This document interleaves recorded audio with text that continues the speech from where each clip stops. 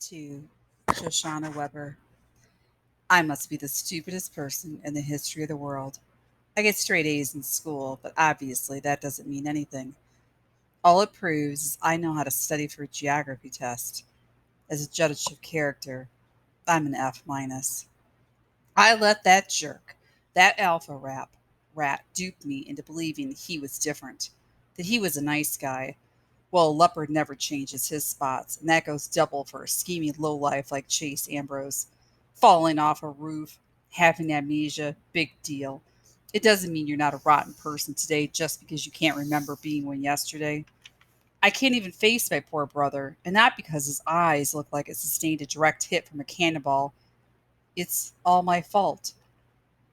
I'm the one who told my parents the coast was clear and it was safe for Joel to come home.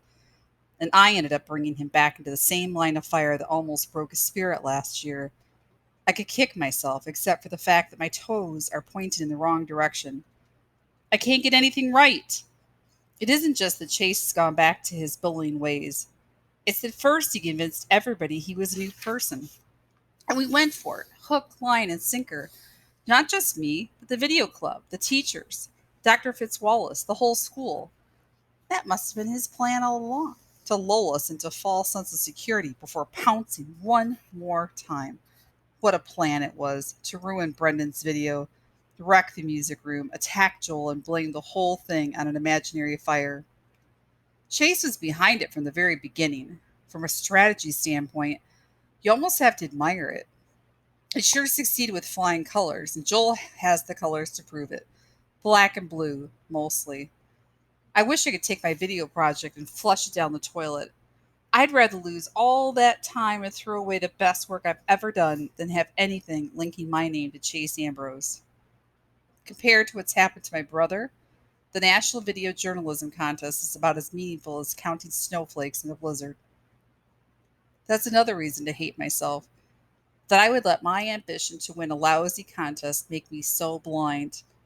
I never should have allowed myself to be pushed into partnering up with Chase, no matter what Brendan and Miss Stilio said. I don't care what the project is and a really great and interesting guy. It wouldn't make any difference if we got an interview with all the signers of the Declaration of Independence brought back to life and reformed into a boy band. It just isn't worth it. For the smartest kid in school, Brendan's even dumber than I am. He's got it in his thick head that there's a chance Chase might be innocent.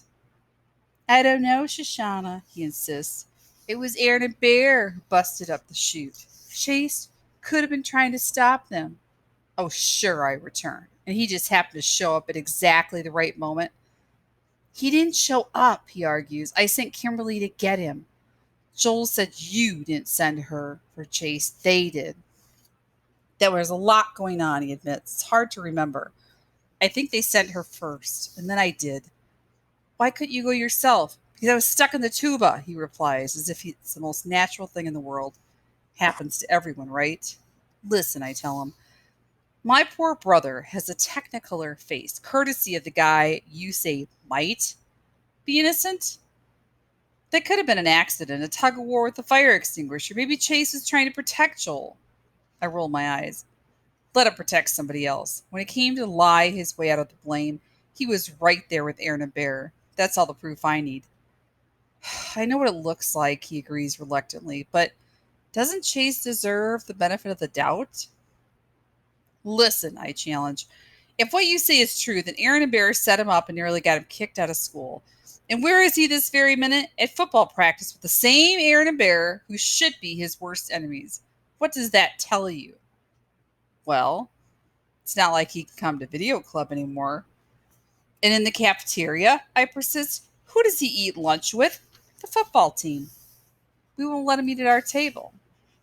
We're protecting Joel. That's the real meaning of protection, not cold cocking someone with a fire extinguisher. I'm so mad at that jerk, and you should be too.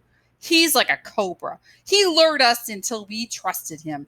Then he struck, and now he's slithered back to his old life as if nothing ever happened. Joel may be the one who's bleeding, but the attack was on all of us. And he agrees. Brendan knows I'm right. However however much he wants to convince himself that Chase is innocent, the whole club knows we're better off without a guy like that. So how come his name keeps popping up again and again at our meetings? That camera work looks a little shaky. You got to keep it smooth like Chase. Yeah, that's a cool shot. It was Chase's idea to film at Worm's Eye View.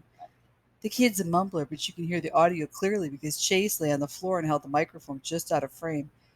Can we please stop talking about Chase Ambrose? I explode. He's not a god, he's just a person, and a lousy person at that. He belongs on the football team with the other muscleheads. Actually, he belongs chained to a slab of concrete at the bottom of the Marianas Trench. But I'll take the football team if it gets him away from us.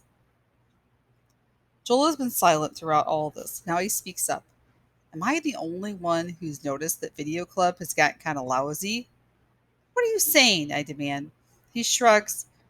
We all watched Warrior. It's fantastic. Nobody's doing that kind of work anymore. I'm furious. You think that's because we don't have him?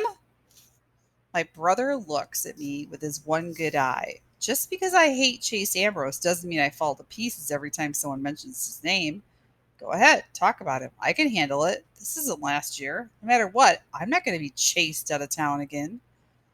We slap him on the back and pound his shoulder. A few of us even cheer. It almost reminds me of the football team, although I'd never admit it. Mr. Leo gives him a big hug. Maybe I can stop beating myself up for getting mom and dad to bring him home from Melton. The very worst happened and he's okay. I look at my little brother, 14 minutes younger than me. He's growing up.